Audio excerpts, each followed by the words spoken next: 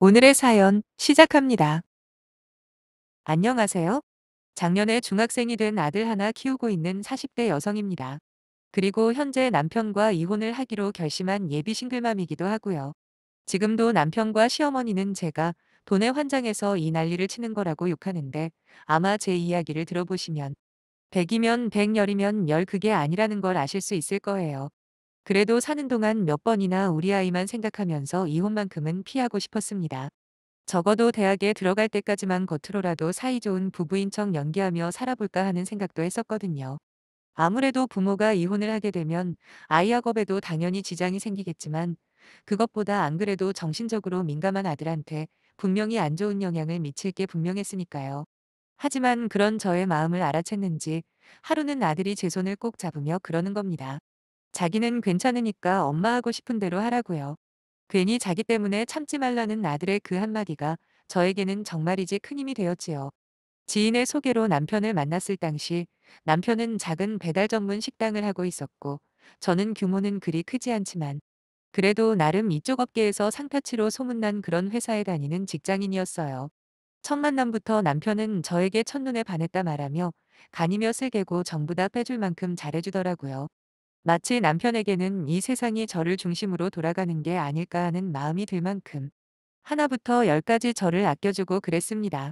그래서 남편에 비해 여러 가지 조건적인 측면에서 제가 아깝다는 주위 사람들의 의견을 뒤로하고 저는 남편과 진지한 관계를 이어나가게 되었던 거예요.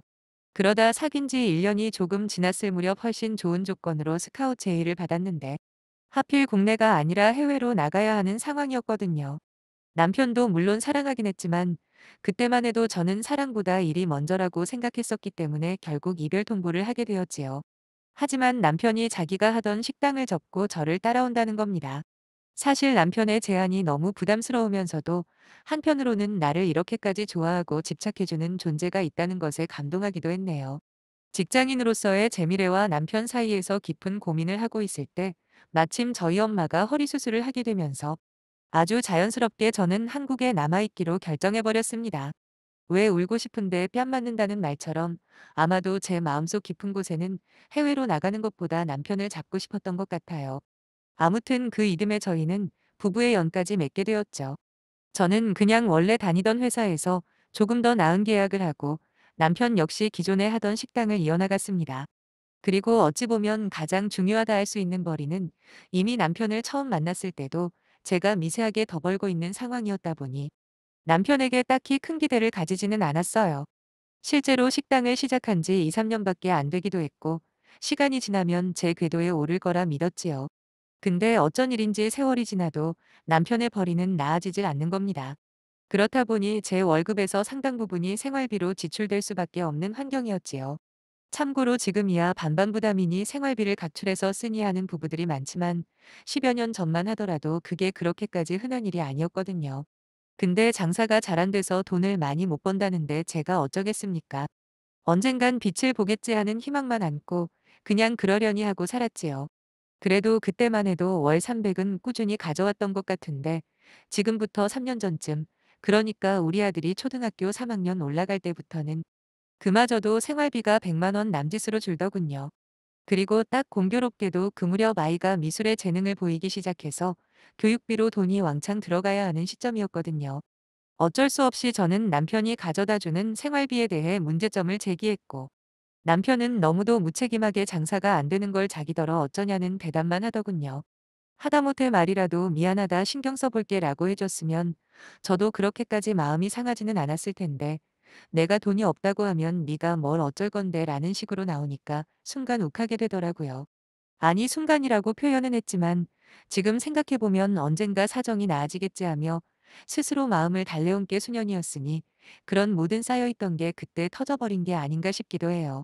저는 남편더러 그렇게 장사도 안 되면 괜히 붙들고 늘어지지 말고 차라리 지금이라도 돈이 되는 일을 찾아보라고 화를 냈습니다. 그랬더니 남편이 한다는 말이 자기 앞가림은 자기가 알아서 한답니다. 아니 생활비 100만 원 가져다 주는 게 앞가림 알아서 하는 겁니까?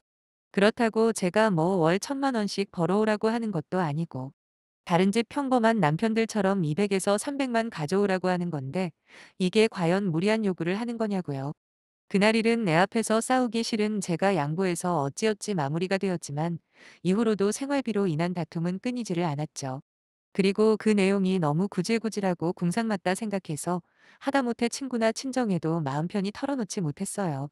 그렇다 보니 남들은 그저 제가 화목한 가정에 잘 나가는 커리어 우먼이라고 생각했을 겁니다. 그러다 작년에 우리 아이가 심적으로 많이 아팠던 적이 있거든요.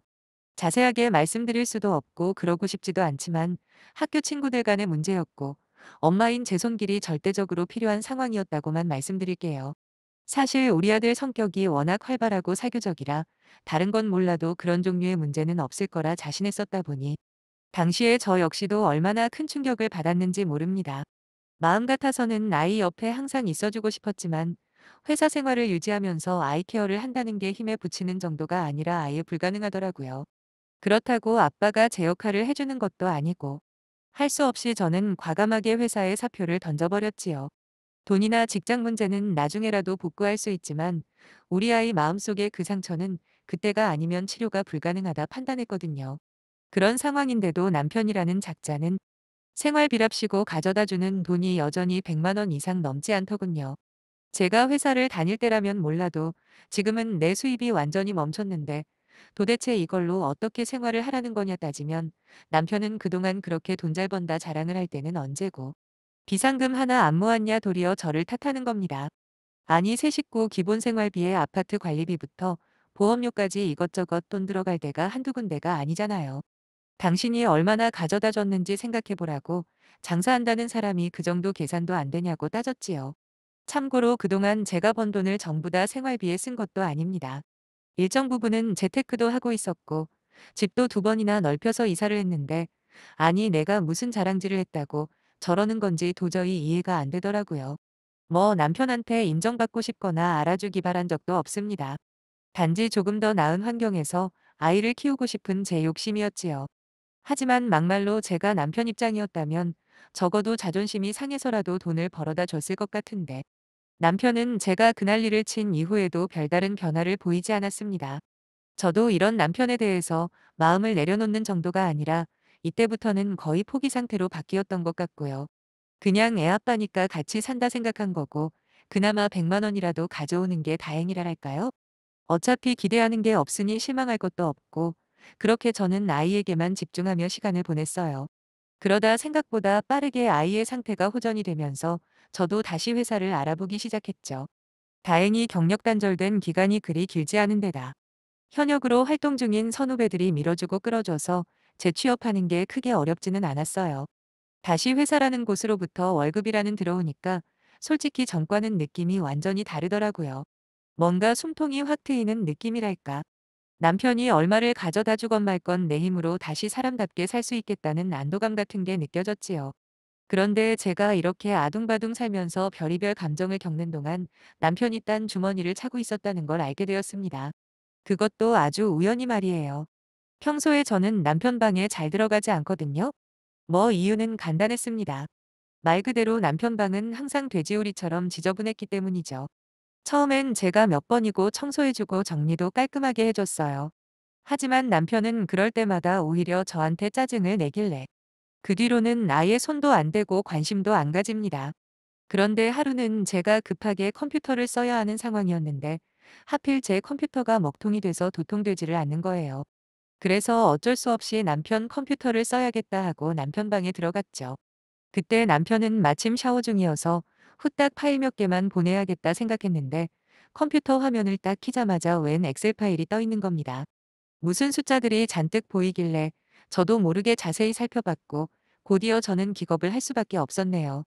거기엔 남편이 그동안 돈을 얼마를 벌고 어떻게 써왔는지 간략하게 작성이 되어 있었거든요. 첫 번째 저를 놀라게 한 건 현재 잔액이라고 적힌 금액이었어요. 맨날 돈 없다 징징거리는 남편이 현재 가지고 있는 돈이 3천만 원이 넘더라고요. 그리고 더 어이가 없었던 건 지출 내용이었어요. 매달 저한테 생활비라고 보내는 100만 원을 제외하고 거의 그와 비슷한 금액을 시어머니에게 보내고 있었던 겁니다. 솔직히 이제와 말하는 거지만 시부모님에 대해서는 꽤나 할 말이 많은데 당연히 좋은 이야기는 아니겠죠? 결혼 초부터 그랬던 건 아니고 갈등이 시작된 건 바로 아이가 태어나고 얼마 지나지 않아서부터였어요. 제가 결혼하자마자 아이를 낳게 된 건 사실 시부모님의 영향이 컸거든요. 이륙심이 많아서 아이는 어느 정도 시간이 지난 다음 낳으려 계획했었는데 시부모님 특히 시어머니께서 저한테 그러시는 겁니다. 저나 남편이나 나이가 젊은 것도 아니니 아이 건강을 생각해서라도 무조건 하루라도 빨리 낳으라고요. 그리고 아이를 낳기만 하면 키우는 건 절대 걱정 말라고 철석같이 약속을 하시더라고요. 그런데 막상 아이가 태어나고 한 달, 두 달 지나면서 시부모님의 태도는 점점 차갑게 변해만 갔습니다. 말로는 당신들 건강이 좋지 않아서 아이를 봐주기가 힘들다 말씀하셨지만 저는 알 수 있었어요. 수시로 울어대는 갓난아기 보는 게 귀찮고 힘들어서 그러신다는 걸요. 그러면서 기껏 한다는 말이 회사를 관두거나 친정에 맡기라는 식으로 이야기를 하는데 아무리 사람이 화장실 들어갈 때 나올 때 다르다고는 하나 참 너무하다 싶었네요. 결국 저는 친정엄마의 손을 빌려야 했지요. 하지만 이게 전부가 아니었어요. 친정엄마에게 아이 봐주는 명목으로 매달 일정 금액의 용돈을 보내드렸는데 이걸 남편이 시어머니한테 쪼르륵 일러바친 모양이더군요. 그러자 시어머니께서는 어찌 부모를 두고 차별을 할 수가 있느냐며 한 번은 거나하게 술 취해서 아주 난리를 피우셨습니다. 그리고 이 무렵 이미 남편이 가져다 주는 생활비가 제 월급의 반도 안 될 때라 저는 저 나름대로 억울한 마음에 하소연을 했는데 어머님께서는 그건 제 사정이지 자기 할 바가 아니라며 단칼에 잘라버리시더군요. 그러니 저라고 어떻게 좋은 마음으로 시부모님을 대할 수가 있겠습니까? 거기다 그런 과정 속에서 남편은 단 한 번도 중간에서 제 역할을 한 적이 없고요. 딱히 시부모님 편을 들지는 않았지만 그렇다고 제 입장에서 대변을 해주지도 않았지요. 그래도 저는 그나마 중립은 지키고 있으니 다행이다 생각했는데 알고 보니 저한테는 자기가 번 돈의 반도 안 되는 금액을 생활비랍시고 주고 나머지 돈으로는 자기 하고 싶은 거 다 하면서 살았던 겁니다. 심지어 자기 부모한테는 이런 효자가 없을 만큼 잘하고 있었더라고요. 너무나 복잡해진 머릿속을 정리하고 있으니까. 그 와중에 남편이 샤워를 마치고 나왔다가 저를 발견하곤 흠칫 놀랐대요. 저는 곧장 남편에게 제가 본 것들을 이야기하면서 핑계대고 있으면 대보라고 지금까지 돈 못 벌어와도 애 아빠니까 기본적인 존중은 해왔다고 말을 했습니다. 그래도 자기 딴에는 한다고 하는데 장사가 안 돼서 그런 거겠지 하고 수천 번을 이해하려 노력했는데 이제 보니까 너는 뒤로 돈 빼돌려 혼자 호의호식하는 것도 모자라 니네 부모한테 돈까지 주고 있었더라 하며 소리를 쳤습니다. 남편이 한다는 소리가 처음에는 그럴 의도가 아니었대요. 그냥 비상금 정도로 생각하고 모았던 건데 이게 액수가 커지니까 욕심이 나면서 점점 잘못된 길로 접어들었대요. 게다가 자기가 생활비를 조금밖에 안 줘도 우리 먹고 사는 데는 아무 지장이 없었지 않았냐는데 진짜 이게 사람인가 싶었네요. 애 심리치료 때문에 일을 쉬는 동안 저 진짜 돈 때문에 스트레스 많이 받았었거든요. 상담 한 번 갔다 오면 기본 10만 원씩 까먹는데 남편이라는 작자는 생활비랍시고 100만 원 가져다 주는 게 전부니 그동안 내가 얼마나 힘들었을지 생각이나 해봤냐 등등. 정말 그간 가슴에 맺혀있던 말들을 미친 듯이 쏟아냈습니다. 그리고는 눈물이 얼마나 터져 흐르던지 단지 슬퍼서가 아니라 그간의 서러움이나 억울함 같은 게 한꺼번에 폭발하는 기분이었어요. 그 순간에도 저는 나름대로 고민이 되더라고요. 사랑이 없어도 부모로서 함께 해야 하는 건지, 비록 능력이 부족하긴 하나 일단은 내 아이의 아빠니까 그냥 안고 가는 게 맞는 건가, 뭐 그런 고민들 말이에요. 하지만 결국 남편에게 없는 게 능력만이 아니라 책임감이나 최소한의 양심조차 없다는 걸 알게 된 이상 답은 하나였죠. 저는 남편에게 이혼하자 말을 했습니다. 나 몰래 꽁쳐둔 돈 3천만 원 내놓으라는 소리는 하지 않겠다고 대신 집이나 양육권 그 어느 것 하나 욕심내지 말라는 경고를 하고는 곧바로 시어머니에게 전화를 걸었어요. 어머님께서는 전화를 받자마자 저더러 네가 웬일이냐며 비아냥거리시길래 지금까지 마음에 안 드는 며느리 참으시느라 고생했다며 이제는 어머님 아들 돌려드릴 테니까 기쁘게 받으시라 했습니다. 잠깐의 정막이 흐르더니 당황한 어머님께서 무슨 일이냐 물어보시더라고요. 그래서 매달 애아빠가 생활비를 드렸던데 이제부터는 그냥 당당하게 다 가져가시라고 저희 집으로 왔어야 할 생활비 중에 얼마를 갖다 쓰셨는지는 모르겠지만 그럴 바에 차라리 아들을 돌려드리는 게 맞다고 생각한다 그랬죠. 뭐 아들을 벗겨드시던지 팔아드시던지 그건 어머님이 알아서 할 문제고 대신에 나와 우리 애는 조용히 놔달라 했습니다. 어차피 법적인 문제로 들어간다 해도 저한테는 불리할 게 하나도 없으니 걱정 없다는 말까지 전해드렸죠. 현재 저희 아파트는 부동산에 내놓은 상태고요. 저와 아들은 친정에 와 있습니다. 처음에 친정 부모님께 이혼하겠다 말씀드렸을 때는 다른 건 몰라도 이혼만큼은 안 된다고 하시더니 제 이야기를 듣고는 당장이라도 갈라서라 화를 내시더라고요. 그리고 정말 다행인 건 우리 아들이 온 마음으로 제 편을 들어준다는 겁니다. 무슨 일이 있어도 엄마는 자기가 지킨다고 하는데 별거 아닌 한마디에 이렇게 큰 위로를 받네요. 이혼 마무리 잘하고 어느 저 제자리를 찾으면 다시 사연 남기러 오겠습니다. 그때까지 다들 건강하시고 행복하시길 바래요. 감사합니다.